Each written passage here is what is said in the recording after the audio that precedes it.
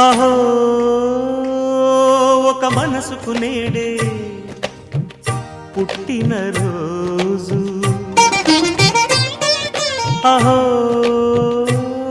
తన పల్లవి పాడే చల్లని రోజు.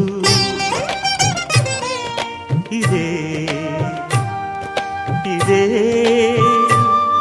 కుహు స్వరాల కానుక, మరో వసంత గీతిక జనించు రోజు. అహో